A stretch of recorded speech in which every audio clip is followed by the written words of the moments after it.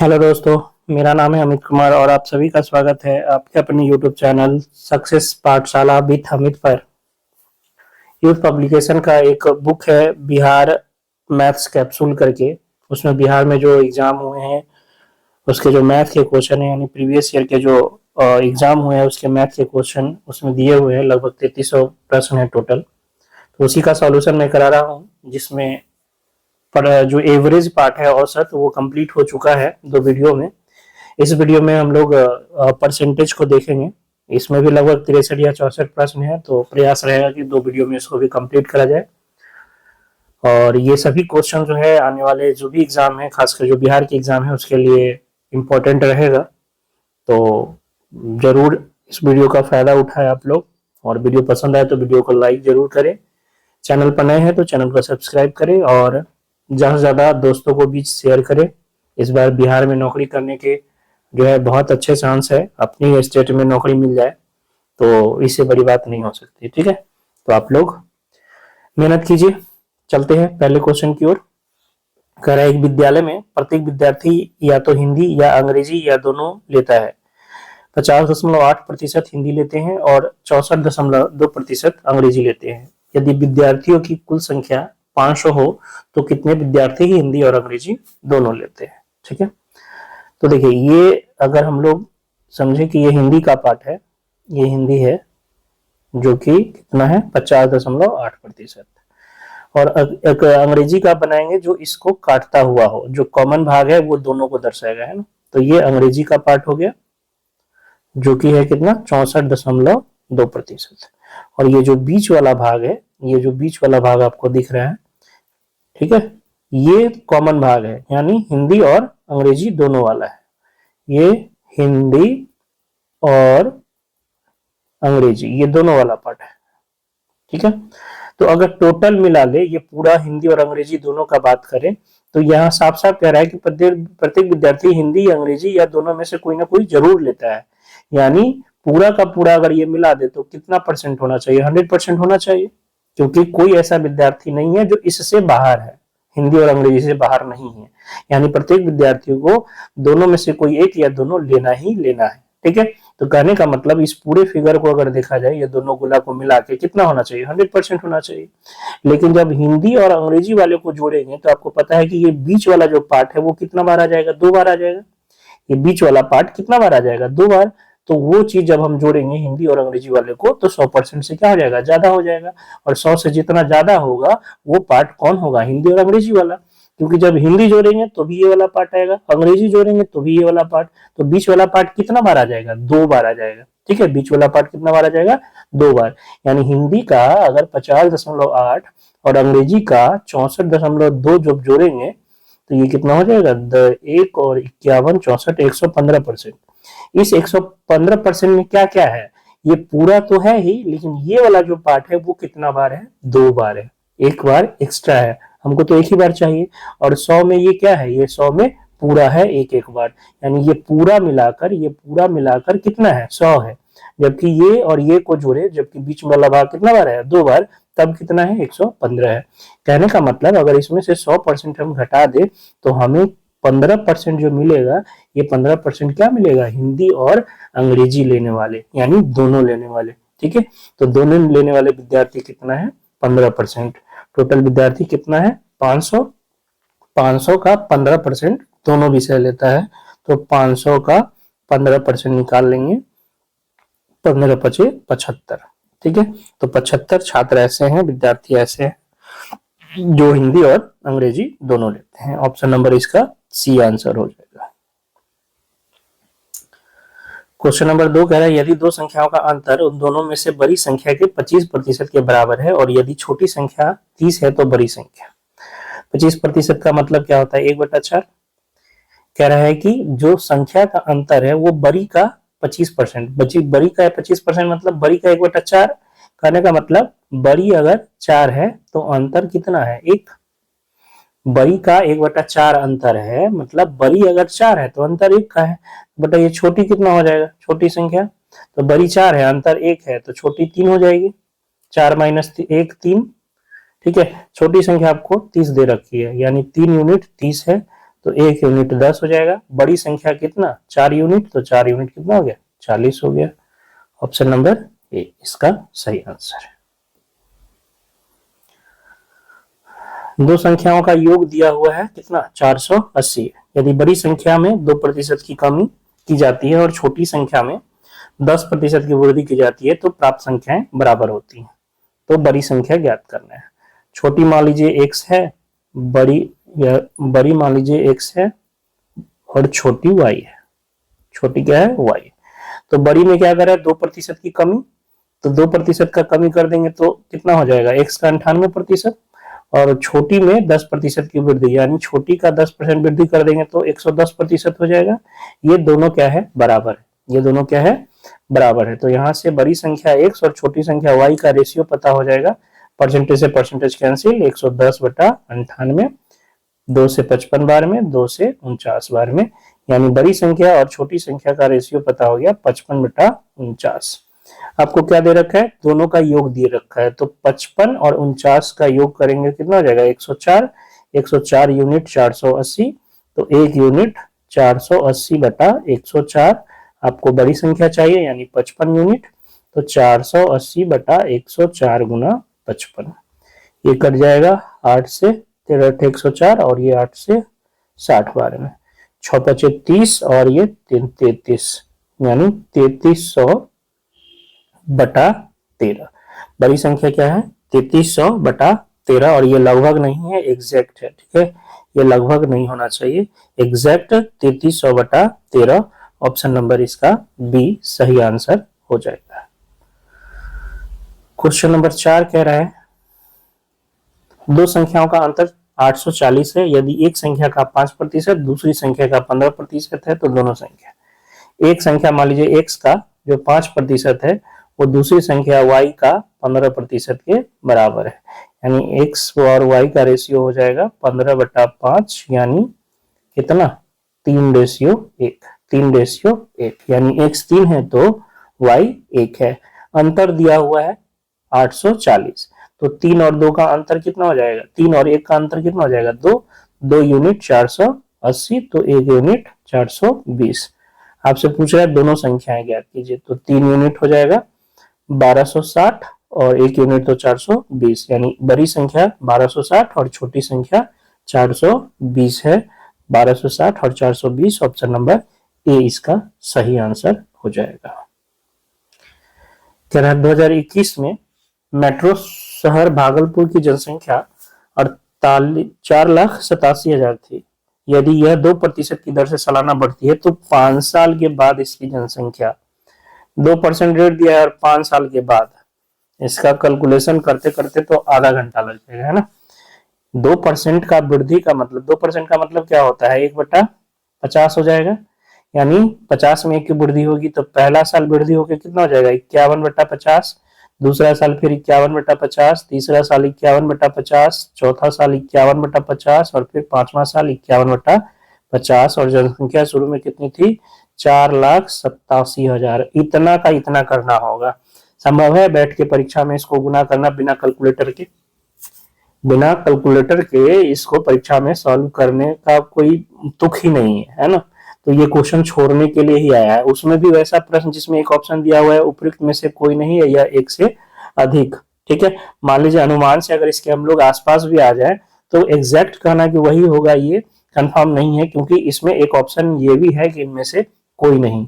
ठीक है, तो इस डेटा को कैलकुलेट करना बिना कैलकुलेटर के संभव, ऐसा तो नहीं कहना कि असंभव है, लेकिन हमको लगता है कि 15 मिनट जो है कैलकुलेशन में आपको 10 मिनट से ज्यादा ही लगेगा। ठीक है, तो ऐसे क्वेश्चन को छोड़ ही देने में फायदा है।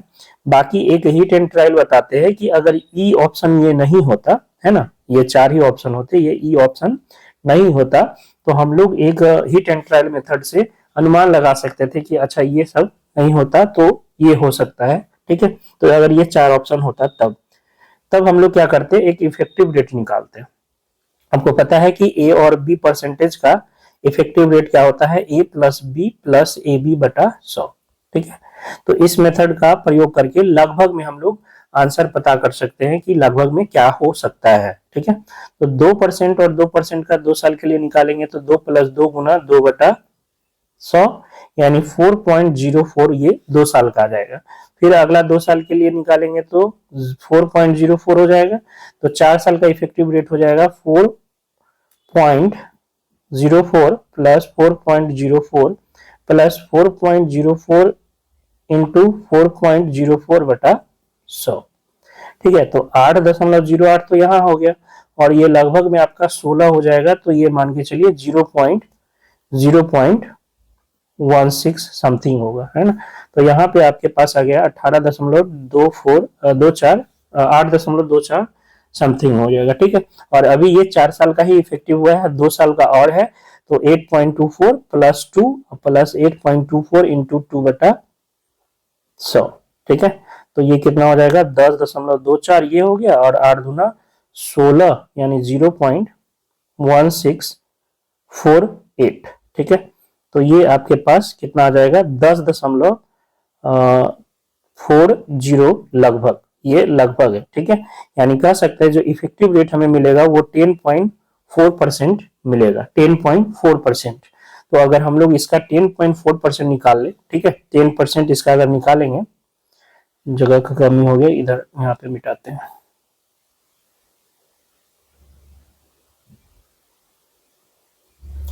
तो 10% ये 4,87,000 का 10% निकालेंगे तो कितना हो जाएगा 48,700। और इसका 0.4% निकालेंगे तो 0.4% इसका निकालेंगे तो ये दशमलव से चार खत्म, यानी 4 गुना हो जाएगा 487 का। तो 7 चक 28 और ये 8 चक 32 और 2 34 3 और 4 चक 16 और 3 19, यानी 8 4 6 और ये हो जाएगा 9 6 8 4 12 और 1 13 और ये 5, यानी 53 66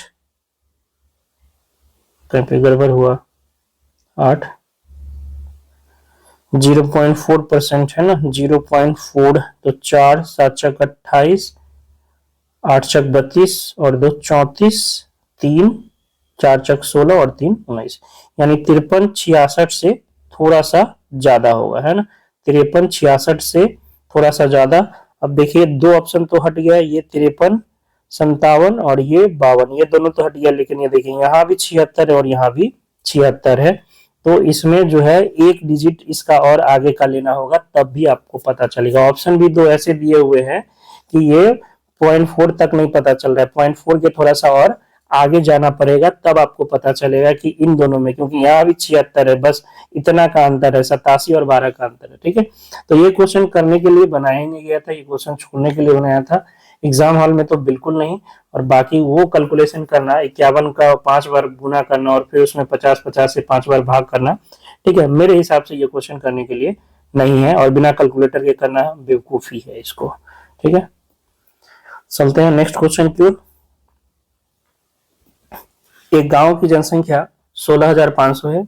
यदि यह वार्षिक रूप से 10% की दर से बढ़ती है तो 2 वर्ष बाद इसकी जनसंख्या क्या होगी।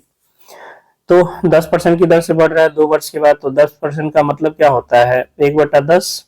तो पहला साल हो जाएगा 16,500 का 11/10 और दूसरा साल भी 11/10। तो 2 जीरो से 2 जीरो खत्म।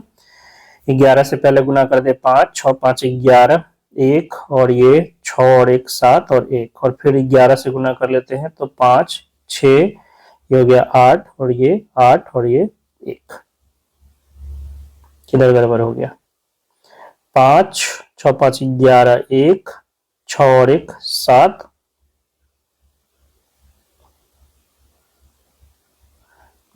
5 का 5 6 5 11 1 6 1 7 1 8 हो जाएगा ना।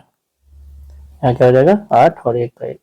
तो 5 5 1 6 8 1 9 8 1 9 और ये 1।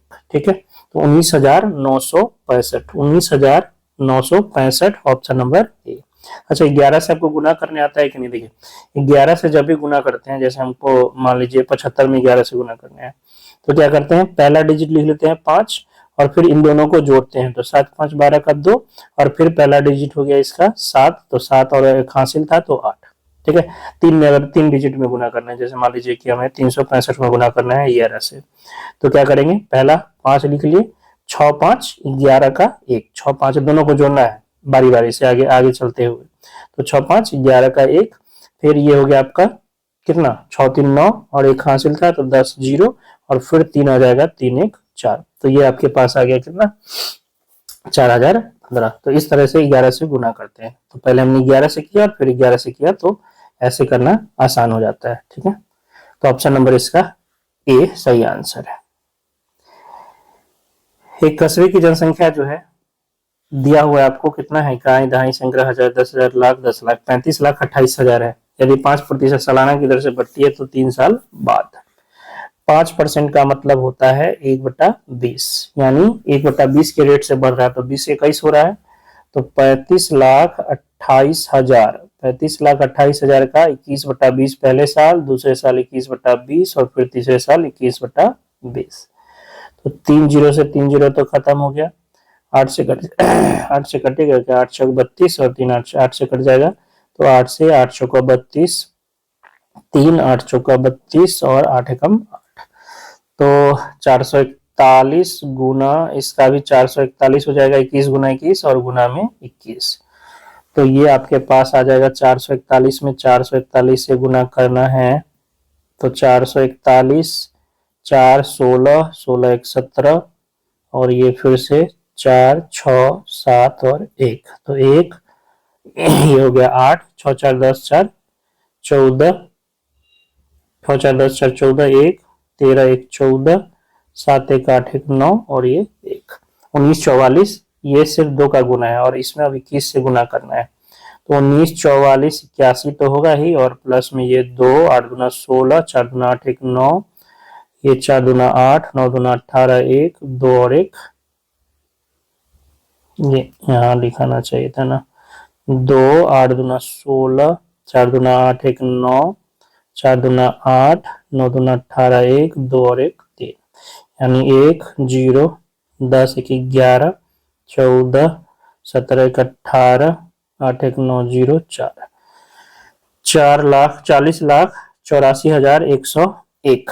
और देखिए इतना गुना करने की जरूरत ही नहीं थी, देखिए सारा यूनिट डिजिट जो है एक एक एक है, तो इसके आंसर का यूनिट डिजिट क्या होगा, एक, और चारों ऑप्शन में यूनिट डिजिट एक नहीं है। ठीक है, तो ये इसलिए दिया ही था, इतना बड़ा गुना के लिए नहीं दिया था कि आप यूनिट डिजिट पकड़ो कि यूनिट डिजिट एक है सबका, तो गुना करके एक आएगा यूनिट डिजिट में, और चारों के चारों ऑप्शन में यूनिट डिजिट 2 है, तो इसका आंसर क्या हो जाएगा, उपयुक्त में से कोई नहीं।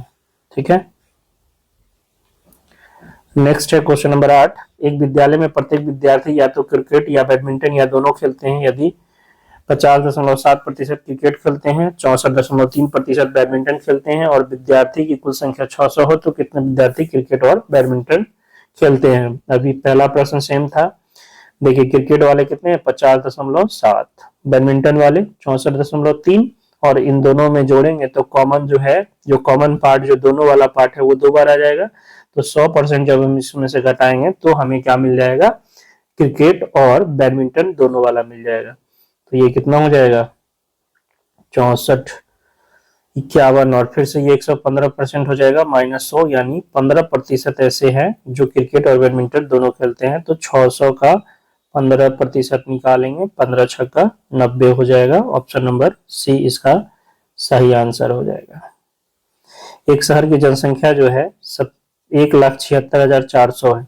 यदि 5% की दर से सालाना बढ़ती है तो 2 साल के बाद इसकी जनसंख्या 1,76,400, 5% का मतलब क्या, 1/20 यानी 21/20 गुना 21/20, 2 साल में हो जाएगा, 2 जीरो से 2 जीरो खत्म, 4 से हो गया, 4 चौक 16, 4 चौक 16 1, यानी 441 गुना 441। अभी तो पीछे गुना किए थे ना, कितना आया था, 1944 1944 1944 81, 1944 81, ऑप्शन नंबर ए इसका सही आंसर हो जाएगा। ठीक है, 441 गुना 441, ये बार बार आ रहा है तो याद ही कर लीजिए कि ये क्या हो जाएगा, 1944 81, ऑप्शन नंबर 1। ठीक है, चलते हैं नेक्स्ट क्वेश्चन की ओर। क्वेश्चन नंबर 10 होगा, 9 हो गया ना, 10। 80 विद्यार्थियों की एक कक्षा में 60% जो आपके विद्यार्थी हैं वो कैरम खेलते हैं, 45% शतरंज खेलते हैं और 10% विद्यार्थी न कैरम खेलते हैं और ना ही शतरंज, केवल शतरंज खेलने वाले विद्यार्थी। अब देखिए, अब ऐसे भी विद्यार्थी आ गए हैं जो दोनों में से कोई नहीं खेलता है, तब फिगर क्या बनेगा। देखिए, ये आपके पास है कैरम, ये है शतरंज, और इसको कर दीजिए एक बॉक्स के अंदर। तो ये जो कैरम है, ये आपका शतरंज है, और ये वाला जो बॉक्स है आयत वाला, ये टोटल है, ये कुल है। तो इसमें 10% जो है वो दोनों में से कोई नहीं खेलता है, नहीं कैरम नहीं शतरंज, ठीक है। और कैरम वाले 60% है और शतरंज वाले 45% है, और 10% दोनों में से कोई नहीं खेलता है, 10% दोनों में से कोई नहीं खेलता है। यानी खेलता कितना है, तो 90%। यानी ये पूरा पार्ट हमसे पूछेंगे, ये पूरा पार्ट, तो ये पूरा पार्ट कितना हो जाएगा, 90%, क्योंकि टोटल अगर 100 है, ये वाला, ये पूरा जो आयत वाला है ये 100 है, और उसमें ये 10% नहीं खेलता है, तो खेलने वाला कितना हो जाएगा, 90% खेलने वाला। अच्छा, कैरम खेलने वाला 60 और शतरंज वाला 45, तो 60 और 45 को जब जोड़ेंगे तो अभी पता है कि ये बीच वाला पार्ट 2 बार आ जाएगा, तो ये पूरा अगर हम टोटल घटा ले तो हमें बीच वाला पार्ट मिल जाएगा। अब टोटल यहाँ पर जो है वो 100% नहीं है, यहाँ पर अब टोटल क्या है, 90% है, क्योंकि 10% जो है अब दोनों में से कोई खेल नहीं खेल रहा है, ठीक है। तो इसमें से अब क्या घटाना होगा, 90% घटाना होगा। तो ये हो जाएगा 105 माइनस 90, यानी कितना हो जाएगा, 15% फिर से आ गया। और 80 विद्यार्थी है, जिसमें से 15% जो है दोनों खेलते हैं ना। अच्छा, हमें क्या निकालना है, केवल शतरंज निकालना है, दोनों नहीं निकालना है।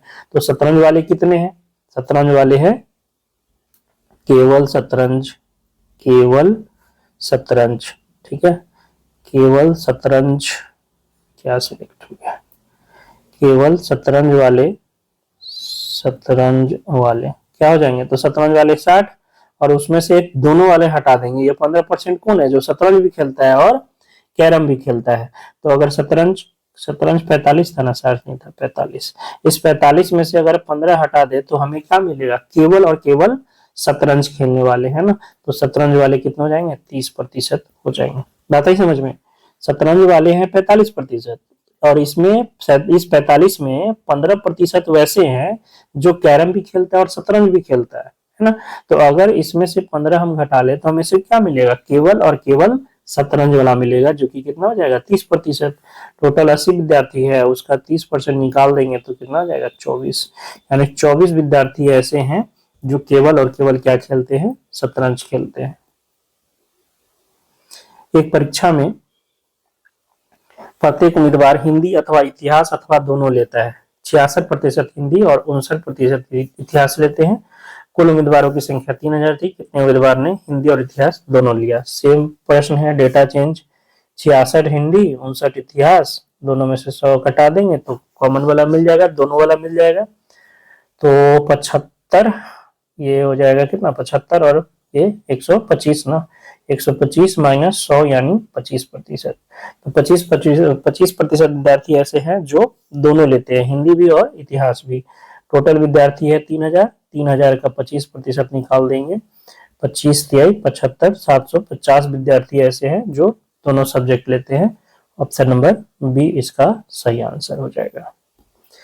एक व्यक्ति अपनी आय का 66.2/3% खर्च करता है और 12,000 प्रति महीना बचा लेता है। उसका मासिक खर्च, खर्च कितना करता है, खर्च करता है 66.2/3%, का मतलब होता है 2/3, 2/3। यानी कुल आय, उसका कुल आय अगर 3 है तो खर्चा कितना है, खर्चा कितना है 2, तो बचत कितना हो जाएगा, आय 3 है, खर्चा 2 है, तो बचत 1। बचत आपको दिया हुआ है 1200 रुपए प्रति महीना, यानी 1 यूनिट जो है वो 1200 है। बचत 1 यूनिट था ना, तो 1 यूनिट 1200 है। तो उसका मासिक खर्च पूछ रहा है, खर्च कितना यूनिट है, 2 यूनिट, तो 2 यूनिट 12 दूना 2400 रुपया हो जाएगा। ऑप्शन नंबर ए इसका सही आंसर हो जाएगा। कह रहा है, यदि एक व्यक्ति का मूल वेतन 7700 रुपए है, इसका महंगाई भत्ता, जो इसका महंगाई भत्ता 125% से बढ़कर 132% हो जाता है, तथा कर कटौती दोनों पर 20% से बढ़कर 22% हो जाता है तो उसको वेतन कितना बढ़ा हुआ मिला। वेतन कैसे निकलता है, पहले मूल वेतन में महंगाई भत्ता जोड़ते हैं और उसमें से इनकम टैक्स जो है घटा लेते हैं ना, उसमें से इनकम टैक्स क्या कर देते हैं, जो कटौती है वो घटा लेते हैं। इनकम टैक्स नहीं दिया है, कटौती दिया है, ठीक है। तो हमें क्या मिल जाता है, मूल वेतन। तो पहले का वेतन और अभी, यानी अभी जो बढ़ गया है वेतन, उस दोनों में क्या अंतर है ये पूछ रहा है। चलिए पहले पहले का वेतन बताइए। तो 7700 तो बेसिक हो गया, इसका 125% डीए बढ़ा दीजिए। तो 125% बढ़ा देंगे तो इसका कितना हो जाएगा, 225%। 10% की वृद्धि तो 110 लिखते हैं ना, तो 125% की वृद्धि क्या हो जाएगी, 100 प्लस 125 यानी 225/100। ये आपका आ गया क्या, डीए जुट गया इसमें से। लेकिन अब कटौती करना है कितना, 20% पहले था, तो 20% का कटौती करेंगे तो कितना हो जाएगा, 80%। तो 80/100 ये क्या आ गया, ये पहले का मूल वेतन आ गया, सॉरी ये पहले का वेतन आ गया है, ठीक है। नेट जो इन हैंड सैलरी कहते हैं ना, वो हो गया इन हैंड सैलरी पहले का। बढ़ने के बाद देखिए क्या हो गया, बढ़ने के बाद 7700 का जो महंगाई भत्ता है वो 132 हो गया, तो बढ़ के 232 हो जाएगा, 232/100। और जो कटौती है अब 20 की जगह 22% होती है, तो कटौती करेंगे 22%, तो 78/100। ये अब का वेतन है, ये पहले का वेतन है, इसी दोनों का अंतर चाहिए। तो कट्टम कुट्टिम इसमें तो हो जाएगा, इसमें दिक्कत है तो पहले क्या कर लेते हैं, घटा ही लेते हैं कॉमन लेके, ठीक है। 7700 गुना 232/100 गुना 78/100 में से घटा लेते हैं 7700 गुना 225/100 गुना 80/100। तो देखिए क्या क्या कॉमन है, 7700 कॉमन है और बटा में 100 गुना 100 भी कॉमन हो जाएगा, तो यहाँ बचेगा 232 गुना 78 और माइनस का 225 गुना 80। तो 2 जीरो से तो जो 2 जीरो खत्म हो गया। यहाँ से और क्या कॉमन आ रहा है देखिए, तो 8, यहाँ से 8 मिल जाएगा और यहाँ से 2 भी मिल जाएगा, है ना। तो 77 गुना 100, 16 कॉमन ले रहे हैं, ठीक है। इधर से लिखते हैं 77/100 और 16 कॉमन ले रहे हैं, तो यहाँ से 8 कॉमन आएगा, तो 8 8 दूना 16, 8 नाम 72 और गुना इसमें से 2 ले लेंगे तो 39। 16 लिए हैं, 8 हिस्से 2 हिस्से, गुना में है ले सकते हैं, और माइनस 225 तो यहाँ है ही, 80 में से 16 कॉमन लिए तो 5। इसे क्या होगा, कैलकुलेशन आसान हो जाएगा। तो 16 से इधर गुना कर लेते हैं, 16 सत्ते 112 के 2, वहां से लिख 11 और 16 सत्ते 112 और 11 कितना हो जाएगा, 123 ना, 123/100। इधर गुना कर लेते हैं, अगर ये कितना होता, ये अगर 40 होता, या इसको कर लेते ये अगर 30 होता, तो 39 तिहाई कितना 117 ना, 39 तिहाई 117, 117 यानी ये आपका हो जाता है 0 और इसमें से हम घटा लेते हैं कितना 39, तो 1 और इधर 30 यानी 1131 हो जाएगा। ये 1131 और माइनस 25, 225 गुना 5 625,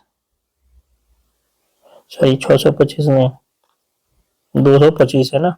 तो 25 25, 5 दूना 10 और 1 11, 5 दूना 10 और 2 12 और 5 दूना 10 2 11, यानी इसका 6 हो जाएगा, यानी 1232 गुना 6/100, यानी 6 दूना 12 और ये आपका हो गया 36 18 और 1 19, 6 दूना 12 1 13 6 और 1 7, यानी 73.92 रुपया का अंतर आ गया है। यानी बढ़ा हुआ जो वेतन है वो पहले के वेतन से कितना ज्यादा है, 73.92, यानी लगभग में 74। इसका सही आंसर हो जाएगा ऑप्शन नंबर ए, ठीक है। लगभग में आंसर दिया हुआ है इसका 74। तो 73, वैसे एग्जैक्ट तो 73.92 होगा, लेकिन लगभग में क्या हो जाएगा, 74 हो जाएगा। थोड़ा सा कैलकुलेशन है, करना पड़ेगा, दूसरा कोई उपाय नहीं है। एक परिवार अपनी आय का 30% भोजन पर, 10% वस्त्रों पर, 18% मकान पर और 7% अन्न पर खर्च करता है। यदि परिवार की मासिक आय 4000 रुपए है तो 15,000 रुपए बचाने में लगभग कितने महीने लगेंगे। 30 और 10 40, 40 और 18, 30 और 10 कितना 40, 18 58 और 65, 65% खर्च कर रहा है। 65% खर्च यानी 35% बचा रहा है, और 35% जो है वो कितना है 4000 है। वो कितना है 4000 है। अच्छा नहीं, मासिक आय 4000 है, सॉरी, मासिक आय कितना है 4000। तो बचाएगा 4000 का कितना 35%, 65% खर्च कर रहा है तो 35% बचाएगा। तो इतना का 35% निकालेंगे तो 35 चौका कितना हो जाएगा, 35 गुना 70 140, यानी 1400 रुपया प्रति मन बचा रहा है।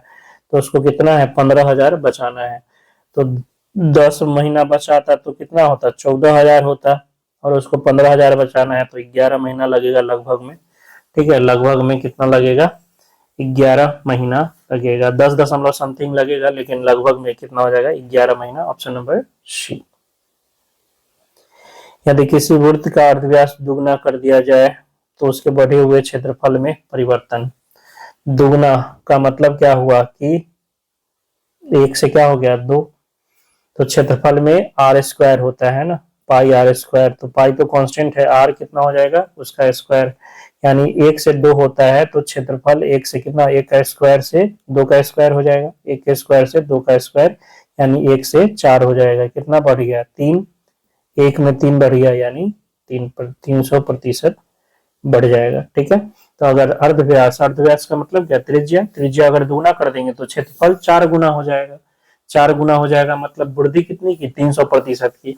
अच्छा ये एक चीज यहाँ पे सीखिएगा, ये यहाँ पे बड़ा कंफ्यूजन होता है। 4 गुना का मतलब वृद्धि कितना प्रतिशत आपसे पूछेगा, तो 400% नहीं 300%, 300%। तब तो 100 का अगर हम कहेंगे 4 गुना हो गया तो कितना हो गया 400, लेकिन वृद्धि हम पूछेंगे कितना हुआ, तो वृद्धि तो 300 हुआ ना, गुना हो के 400 गुना हो गया है ना, 4 गुना हो गया, लेकिन वृद्धि कितना हुआ 300% वृद्धि हुआ, ये याद रखिएगा। तो कोई कहेगा कोई चीज 9 गुना हो गया तो वृद्धि 800%, एक कम। कोई कहेगा कि 6 गुना हो गया तो वृद्धि 500%, 4 गुना हो गया 300%, 2 गुना हो गया 100% की वृद्धि हुई, 5 गुना हो गया 400% की वृद्धि हुई। ठीक है, तो यहाँ 300 हो जाएगा, ऑप्शन नंबर सी। किसी चुनाव में मतदाताओं के 20% ने भाग नहीं लिया, केवल 2 प्रत्याशी थे राम और श्याम। राम को कुल मतों का 42% मिला और उसने श्याम को 400 मतों से पराजित कर दिया, तो राम को कितना मिला। तो टोटल मत मान लीजिए 100 पढ़ना था, लेकिन 20 ने नहीं दिया तो कितना दिया 80। अब राम को कुल मतों का, याद रखे यहाँ पढ़ना है, कुल मतों का 42%, यानी 100 का 42%, तो 100 का 42% 42, और टोटल वोट कितना पड़ा है 80। तो राम को मिला 42, तो श्याम को कितना मिलेगा, श्याम को कितना मिलेगा, श्याम को मिलेगा 80 माइनस 42, यानी कितना मिलेगा 38। तो श्याम को क्या मिला 38 मिला। तो राम को 42 मिला, श्याम को 38 मिला। कितना वोट से जीत गया 4% वोट से जीत गया, और यही दिया हुआ है कितना 400। तो 4 यूनिट या 4% कहिए, 100 में चला है तो प्रतिशत ही होगा, तो 4 यूनिट का वैल्यू कितना हो जाएगा 100। आपसे क्या पूछा है राम को कितना मिला, तो राम को मिला है 42, तो 42 यूनिट का वैल्यू कितना हो जाएगा 4200। ऑप्शन नंबर ए इसका सही आंसर हो जाएगा।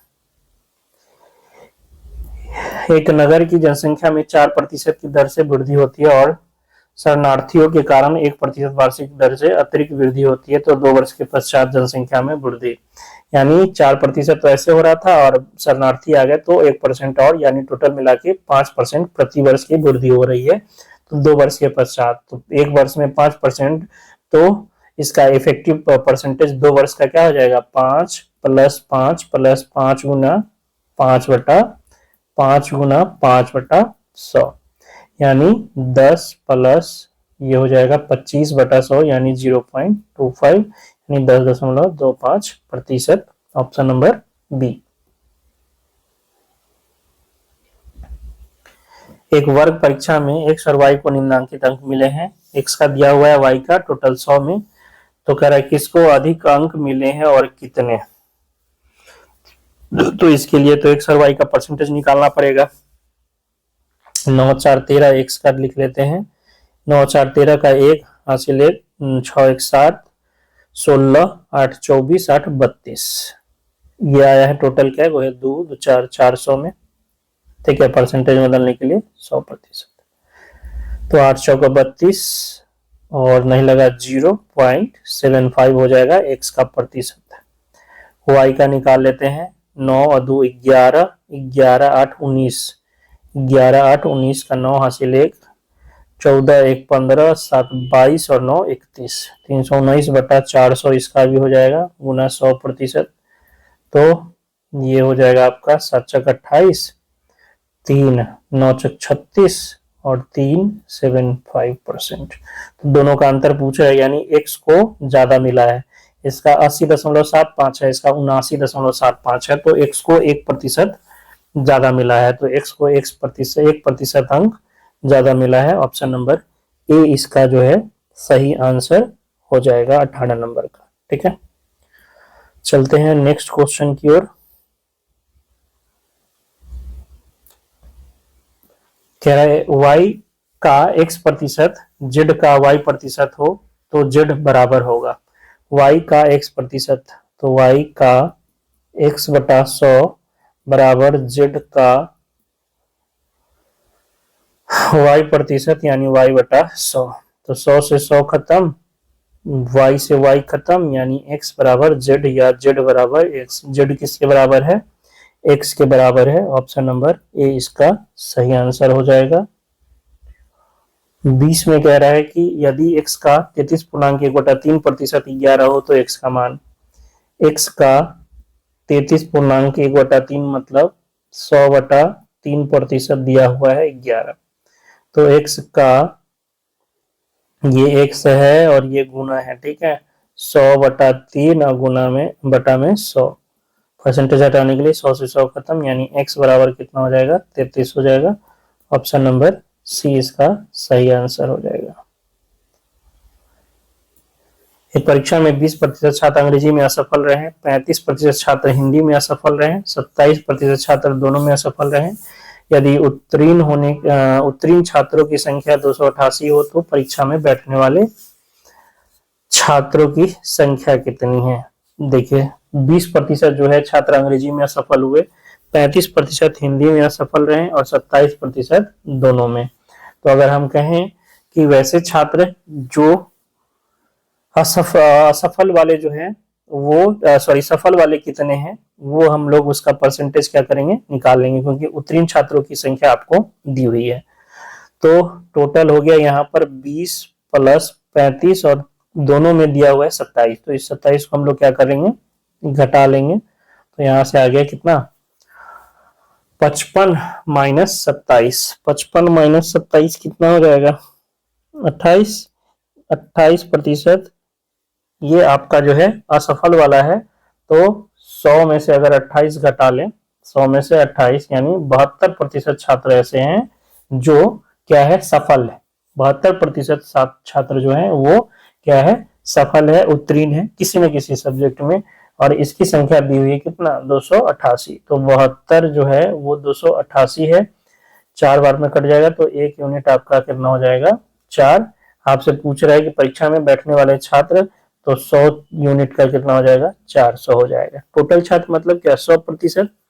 टोटल छात्र का मतलब क्या? 100%। तो इसका सही आंसर क्या हो जाएगा? इसका सही आंसर हो जाएगा 400। Option number c. ठीक है, ऑप्शन नंबर सी इसका सही आंसर हो जाएगा। दूसरा तरीका है, आप सफल से भी निकाल सकते हैं कि अगर 20% अंग्रेजी में असफल रहा तो सफल कितना हो जाएगा? 80। 75 हिंदी में असफल है तो सफल कितना हो जाएगा? 65। और 27 इसका हो जाएगा उल्टा, 100 में से घटा लेंगे तो 73। ठीक है, तो 80 और 65 को जोड़ देंगे तो ये हो जाएगा 145 और माइनस में 73। तो यहां से भी आपके पास 72% आ जाएगा। तो ऐसे भी आप इसको सॉल्व कर सकते हो। किसी संपत्ति की कीमत 5 लाख रुपए तथा प्रति वर्ष 10% की दर से इसका मूल्यन हो रहा है तो कितने समय में 3,64,500 हो जाएगा? तो संपत्ति का कीमत है 5 लाख और 10% की दर से इसका मूल्यन हो रहा है, यानी 10% का मतलब 1/10। 10 में 1 की कमी हो जाएगी तो 9/10 बढ़ेगा।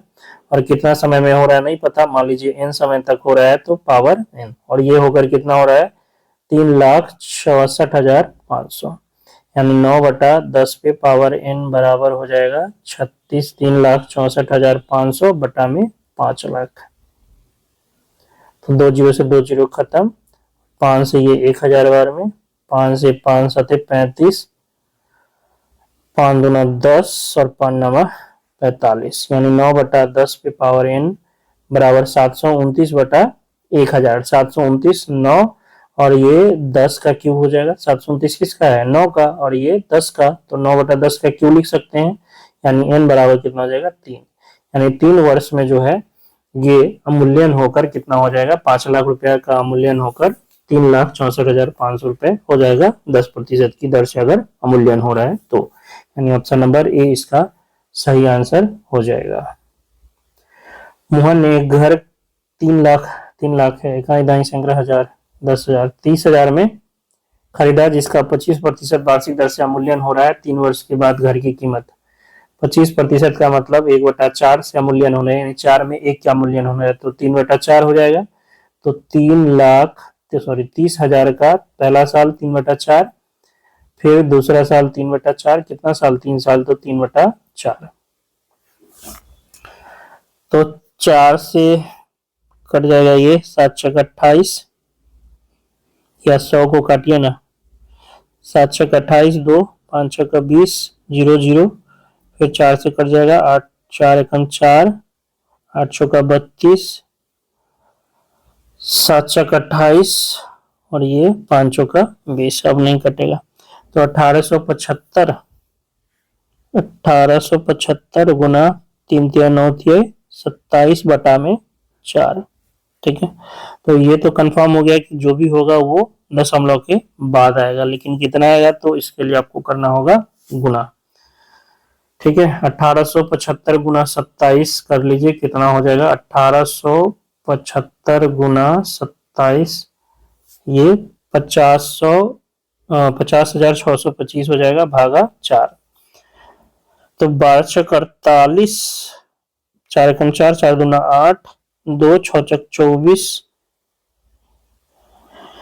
6 छक 24, 2 5 चौका 20 और ये आपका हो गया 5, 2.56, 12,656.25, यानी ऑप्शन नंबर डी इसका सही आंसर हो जाएगा। ठीक है, तो थोड़ा सा कैलकुलेशन है इसमें, तो उतना कैलकुलेशन आपको करना पड़ेगा। नेक्स्ट क्वेश्चन 24 नंबर, यदि वृत्त की त्रिज्या में 100% की वृद्धि होती है तो इसका क्षेत्रफल 100% की वृद्धि मतलब दुगुना, क्षेत्रफल चौगुना हो जाएगा, यानी 300% की वृद्धि हो जाएगी। ठीक है, या ऐसे भी निकाल सकते हैं 100 प्लस 100 प्लस 100 गुना 100/100, लगातार 200 की वृद्धि, तो यहाँ से भी आप पता कर सकते हो 300। बाकी अभी बताएं 100% की वृद्धि का मतलब क्या? दुगुना हो जाना, एक का चीज 2 हो जाना। तो जब त्रिज्या 1 से 2 हो गया तो क्षेत्रफल 1 से क्या हो जाएगा? 4 हो जाएगा, 1 का स्क्वायर 2 का स्क्वायर, यानी वृद्धि कितने प्रतिशत की हो जाएगी? 300% की वृद्धि हो जाएगी। Option number c. किसी दिए गए आयत की लंबाई में 20% की वृद्धि और चौड़ाई में 20% की कमी की जाती है तो क्षेत्रफल क्या होगा? तो 20% लंबाई में वृद्धि किया, 20% का चौड़ाई में कमी कर दिया, तो 20 माइनस 20 गुना 20/100। अगर एक कमी और एक वृद्धि हो तो दोनों जगह क्या हो जाएगा? माइनस हो जाएगा, है ना। तो यहाँ से ये तो खत्म हो जाएगा, यानी माइनस का 4%, माइनस बता रहा है कमी, यानी कमी हो जाएगी कितनी की? 4% की कमी हो जाएगी क्षेत्रफल में। ऑप्शन नंबर डी इसका सही आंसर हो जाएगा। यदि आयत के प्रत्येक आयाम में 100% की वृद्धि होती है तो इसका क्षेत्रफल बढ़ जाएगा 100 प्लस 100 प्लस 100 गुना 100/100। लंबाई भी 100% बढ़ रहा है, चौड़ाई भी 100% बढ़ रहा है, तो टोटल क्षेत्रफल में कितना का वृद्धि हो जाएगा? 300% की वृद्धि हो जाएगा। Option number b. एक रेफ्रिजरेटर जो है 2 वर्ष पूर्व खरीदा गया था, जिसका 12% की दर से मूल्यन होने के पश्चात वर्तमान मूल्य 9,680 है, तो यह कितने रुपए में खरीदा गया था? मान लीजिए शुरू में x का था 12% से मूल्यन, 12% का मतलब होता है 3/25, यानी 25 में 3 का मूल्यन, तो बचेगा कितना? 22/25। ये पहले साल है, ये 22/25 दूसरे साल, 2 साल में घट गया और घट के कितना हो गया? सॉरी 9680, तो 22 से कट जाएगा, 22 चौका 88 और ये 22 चौका 88, फिर 22 से कट जाएगा ये 22 गुना 44, 20 बार में, यानी x बराबर 25 गुना 25, 625 गुना 20, यानी 0, 5 गुना 10 0, 2 गुना 4 1 5, 6 गुना 12, 12,500 ऑप्शन नंबर बी इसका सही आंसर हो जाएगा। किसी संख्या के 25% का 40% 80 है, तो संख्या का 60%। संख्या के 25% का 40% बराबर 80, 25 चौका 100, 40 से ये 2 बार में, यानी x बराबर हो गया 800, तो संख्या का 60% यानी 800 का 60% हो जाएगा 8 छक 48, 480। दूसरा तरीका क्या था, ये तो हो गया पूरा एकदम बेसिक।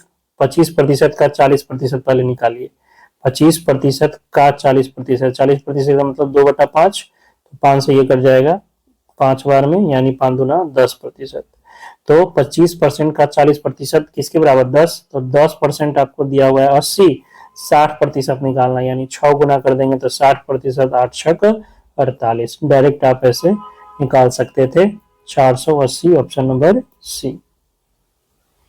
यदि एक वृत्त की त्रिज्या में 50% की वृद्धि कर दी जाए तो उसके क्षेत्रफल में 50 प्लस 50 प्लस 50 गुना 50/100, तो 100 ये हो गया और 100 ये 25 5 गुना 5 25, यानी 125% की वृद्धि हो जाएगी, ऑप्शन नंबर ए। यदि चीनी की कीमत में 25% की वृद्धि हो जाए तो किसी गृहस्थ को चीनी की खपत में कितने प्रतिशत की कमी करनी पड़ेगी ताकि उसकी चीनी का खर्च न बढ़े। यानी 100 का चीज जो है 125 हो गया, लेकिन हमको 100 का चाहिए, तो 25 रुपया का चीनी कम खरीदना पड़ेगा। 25 रुपया का चीनी कम खरीदना पड़ेगा कितना में, 125 में गुना 100%, 25 से 5 बार में, 5 से 20 बार में, यानी हमें अपना खपत 20% कम करना पड़ेगा। बात आई समझ में। 100 रुपया का चीज 125 रुपया हो गया, कितना हो गया 125 रुपया हो गया, तो हमें जो एक्स्ट्रा 25 रुपया देना होता है वो 25 रुपया ना देकर हम चाहते हैं कि 100 रुपया का चीनी, तो हमें 25 रुपया का चीनी कम खरीदना पड़ेगा। कितना का, 25 रुपया का, तो 25 रुपया का जितना ग्राम चीनी कम होगा उतना ग्राम हमें कम खरीदना पड़ेगा, तो 25 रुपया का कम खरीदना पड़ेगा कितना में, 125 में, तो 25/125 गुना 100%। ठीक है, एक प्रश्न और होगा इसमें, आखिरी है 31 नंबर। एक शहर की वर्तमान जनसंख्या 1,76,400 है। यदि जनसंख्या वृद्धि की दर 5% प्रति वर्ष हो तो शहर की जनसंख्या 2 साल बाद 5% का मतलब 1/20, यानी 1/20 की दर से बढ़ रहा है, यानी 21/20 हो रहा है, तो 1,76,400 का 21/20 और फिर अगला साल 21/20, 2 जीरो से 2 जीरो खत्म, 4 से कट जाएगा, 4 चौका 16, 1 4 चौका 16, 1, ये तो रिपीट हो रहा है ना, ये 441 गुना 441 किए थे ना, कितना याद है, 19 44 81, ऑप्शन नंबर ए इसका सही आंसर होगा। तो टोटल इसमें 63 प्रश्न है, जिसमें ये 21 प्रश्न इस वीडियो में हो गया। अगले वीडियो में हम लोग देखेंगे इसके 32 प्रश्न। आशा करते हैं कि ये जो भी पढ़ा रहा है वो आपको समझ में आ रहा होगा। बार बार इसका प्रैक्टिस कीजिए, और वीडियो पसंद आए तो वीडियो को लाइक जरूर कीजिएगा। चैनल पर नए हैं तो चैनल को सब्सक्राइब कीजिएगा, और ज्यादा से ज्यादा दोस्तों के बीच शेयर कीजिए इसको। मिलते हैं नेक्स्ट वीडियो में, तब तक के लिए जय हिंद, जय भारत।